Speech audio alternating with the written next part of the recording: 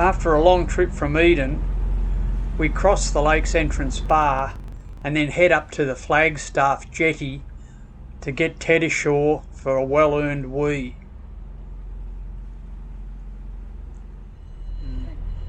We're looking for somewhere to get out of some strong wind that's coming.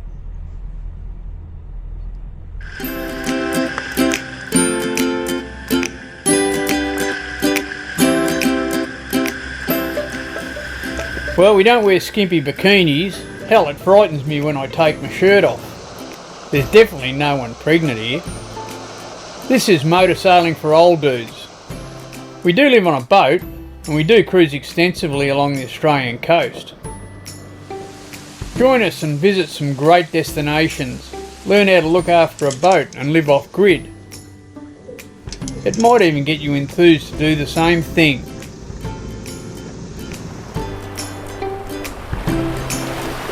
Hey, stay out there till you can't.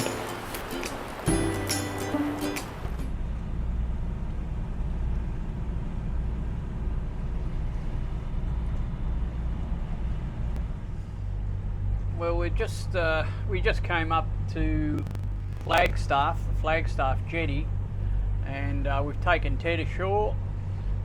We're not going to stay there, we're just going to travel a bit further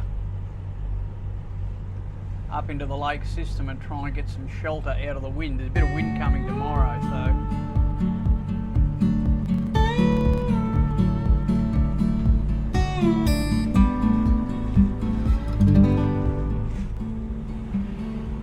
you can see that all the channels are pretty well marked, but there is a lot of sand around as well, so careful navigation is a must when you're in the lake system. So these are new pontoons at Barrier Landing, and they're excellent, and we just checked out with a local how long you could stay here. He said 2 days, 3 days, week. So we're probably going to stay here and just ride out this bit of rough weather that's coming. So we're going to get 25 to 30 knots over the next few days, and this will be a good place to be.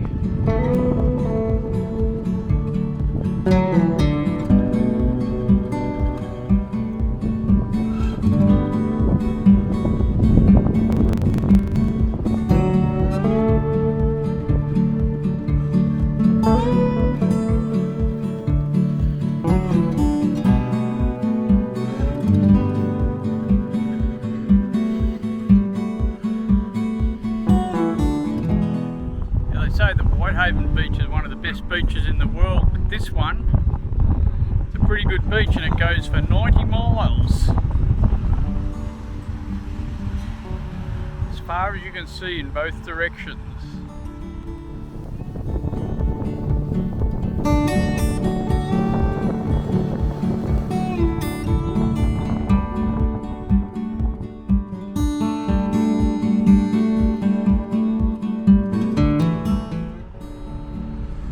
This morning we're up pretty early, trying to beat the tide, which we haven't managed to do, but we're heading up past Meetung into the first lake, and we're going to head up to Paynesville, and I'm just trying to work the weather out. I was going to try and skip round to Western Port, but I don't know, the weather's not going to let me do that this week, so I might just have to cool my heels here in the lake. I'll just see what happens. So haven't really worked out the next plan. We know that Wendy's heading back up to Brisbane to see the kids and grandkids. She's booked the flight for the 13th, and I've got to work out whether I'm going to try and run round to Western Port or whether we're going to stay here and head to Tassie from here. Anyway, we'll make it up as we go, as we usually do. It really is dependent on the weather.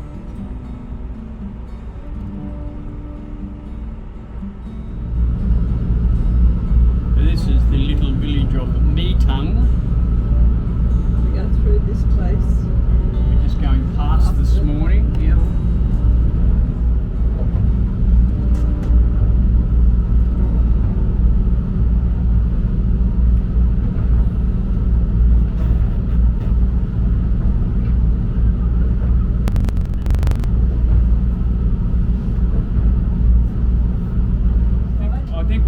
tie up on this side. I think we'll be alright tied up on that side.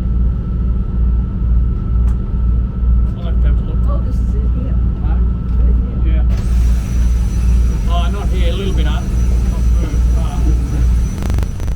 That one. No, we've got to go around the end of this jetty set. See you coming in. Yeah.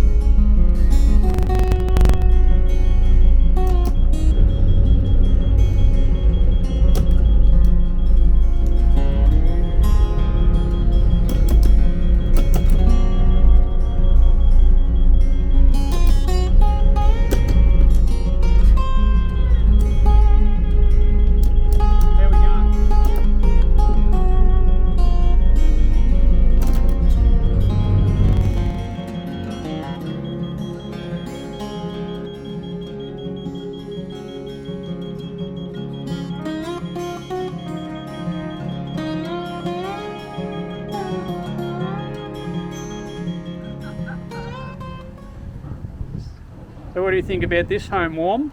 This is very nice. Yeah. 1, 2, 3.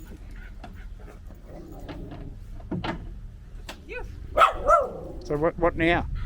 What now? Yeah. Coffee. The best coffee shop is right there.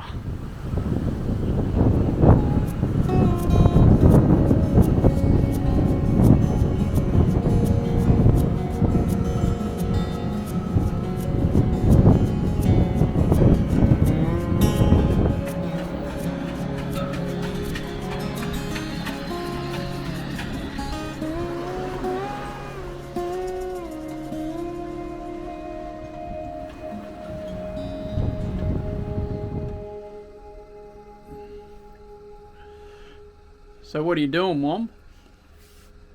I'm trying to book a ticket with Victorian Rail to go to my other home. So you're leaving me again? Yeah.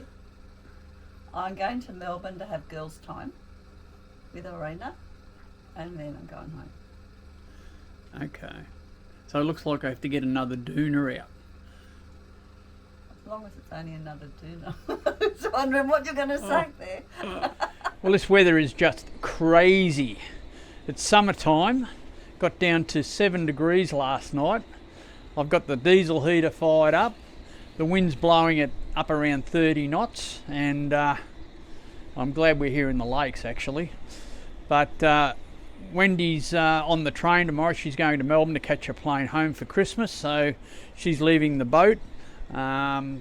I thought I might have been able to get on some weather and head around to Western Port on Saturday, but it looks like that window's closed out, so I'm going to have to cool my heels for another week. So I'm going to be around the lakes here for about a week waiting for a bit of weather.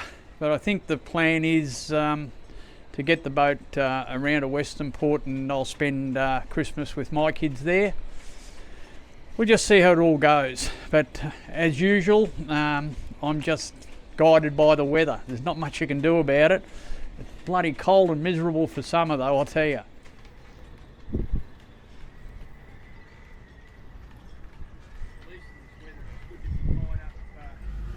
Hey, Norm, I see you in the engine room. What are you doing?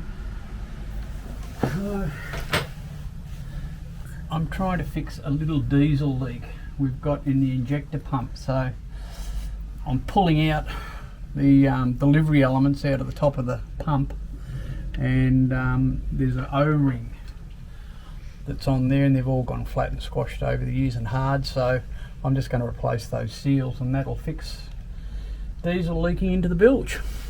Big job. Well, it's a little bit of a job, but we're here at Bairnsdale. Thanks Pete and Self for lending us the car to go in and get a few tools and the seals I needed, And yeah, that really helps when you've got people that can help you out like that. So And have you got to do the other engine as well? yeah, I've got enough seals, because it's pointless doing one side and thinking that the other side's going to last for much longer, because I would bet that within another 50 hours the other side will be doing the same thing. So I've got enough to do both sides. But we're here at Paynesville, so I'll get this side done, and we might move off this jetty, because they like you to move around a bit here. So we might move off this jetty, and then I'll do the other side. Do the other side. On, And is that the O-ring that you've just taken off there? That's the O-ring, and you can see it's all pretty hard and not sealing very well. So Has it got a tear on it or anything? it hasn't. There might be one that comes out with a tear on it, but Is there two O-rings you just took off there? no, just one. There's one on each element. Right. So Oh, this is okay. just the outlet valve. Yep. Yeah. It's all good. These are the seals that I've replaced, and you can see they've got flat and a bit hard just with age. They've been there for 22 years, so it's not a bad run, but they just needed replacing. So I put new O-rings in around those outlet valves, and that should stop my fuel leak. Now, because I've opened the fuel system up, on a diesel motor you can't have any air in your system, so we're going to bleed this system. But if you had to do it from an empty tank, you'd bleed it through the filter. I'd have to get all the air out of that filter. There's a little relief valve on the top. You'd have to undo that, turn the tank on, and let the fuel run through or be pumped through until you've got solid fuel there, no air. Then that line runs up here to the fuel pump. See this little tickler arm here?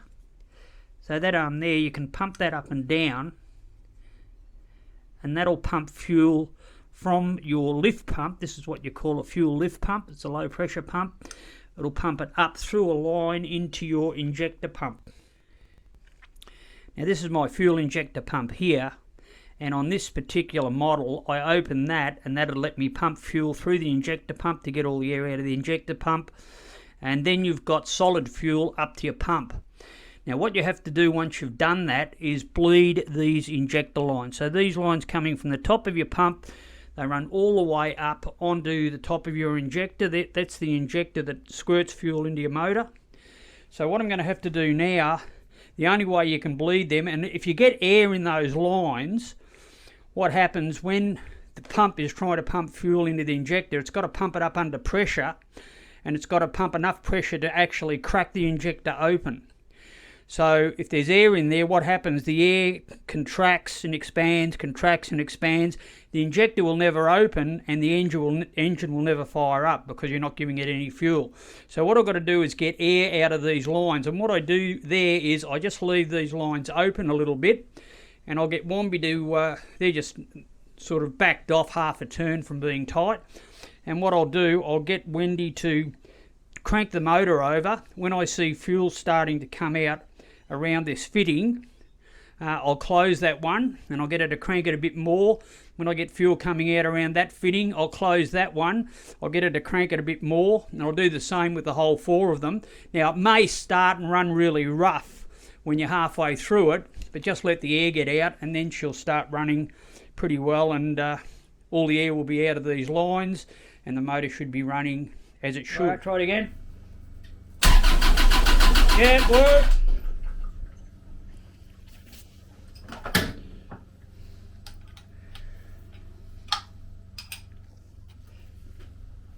Okay, and again. Work.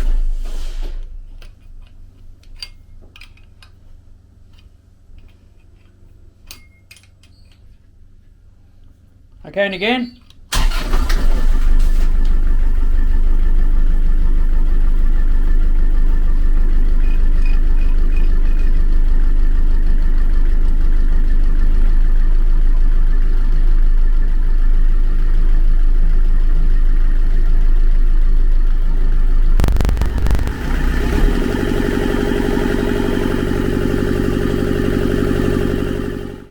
So bleeding this way will work on a manually operated injector pump and injectors.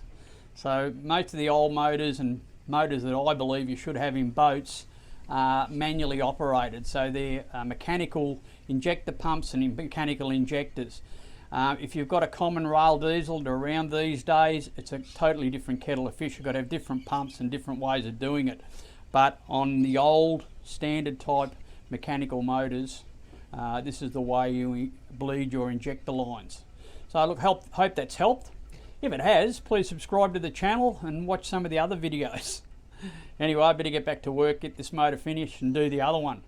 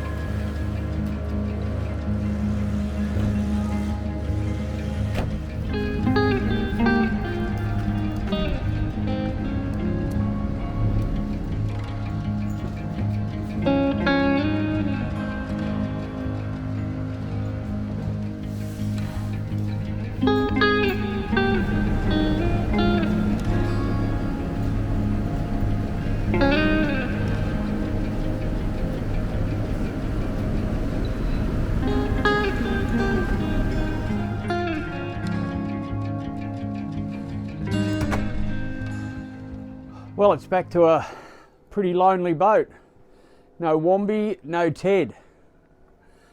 Just dropped Womb off at the station. She's catching the train to Melbourne, then flying up to Ballina to home for Christmas. So she's got her kids and grandkids for Christmas up there. I'm going to catch up with my kids somehow. I've got to work out whether I'm taking the boat around or whether I'm going to stay here in lakes. I think it's pretty hard in the lakes. It's very easy to get a berth, but it's pretty hard to get a long-term berth or a 2-week berth that you can leave the boat at. So just leaving the boat somewhere is a bit of a drama here. So it might mean I take the boat around to Western Port, and that puts me pretty close to my kids as well. And then after Christmas, Wombi will come back and we'll head over to Tassie. So that's the plan. I sort of envy her a bit heading up north to warmer climates, but could be a bit of a culture shock too. I guess we got a bit used to the weather down here. You've got to wear a lot of clothes, but yeah, it could be quite warm and sticky up at Byron. Anyhow, be a lonely boat for a few weeks until Wombi and Ted come back. But anyway, all good. I was in the Paynesville pub last night and met someone I knew.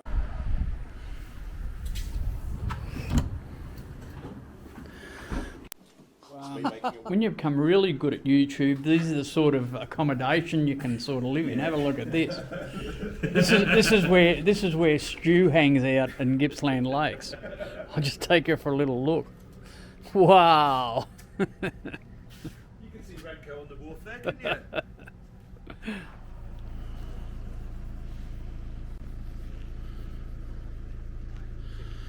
So today, something different for you dudes. We're at the Paynesville boatyard and I'm just following Stu around. Okay, so this is Peter, the owner of your boat, and your boat name is? Boat's the Gippslnd. Gippslnd, yeah. Okay. And you are doing a big reconstruction project on it. Absolute reconstruction. Yeah. And definitely in love with it? Yeah, look, it's been a bit of a love-hate relationship, but it's tending more towards love at the moment. Starting to look good. Yeah. Okay, let's go and have a look, Peter. Okay. We just bring in what you need on site. Yeah.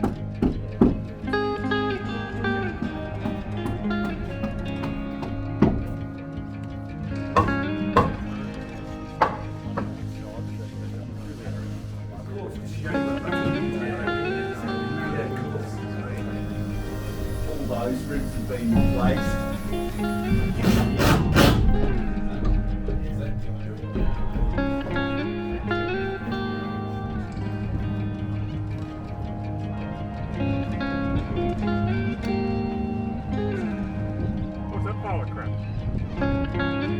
Beautiful lines on that boat, Pete.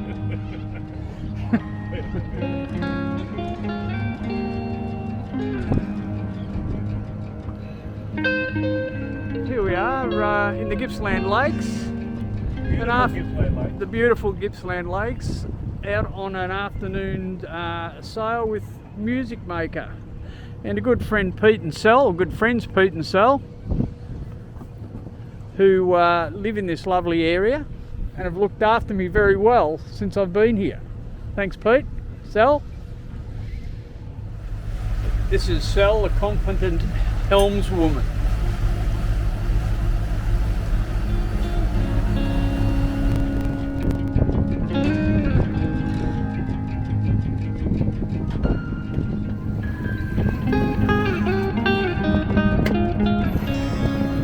Beautiful little day to be out for a sail.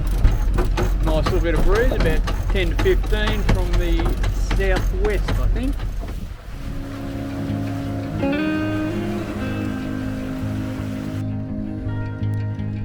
This is Duck Arm, and we're just sailing past Picnic Arm.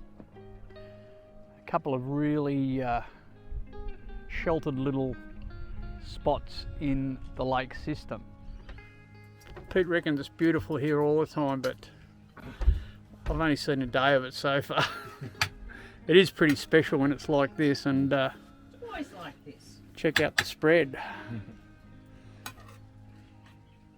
Life's good.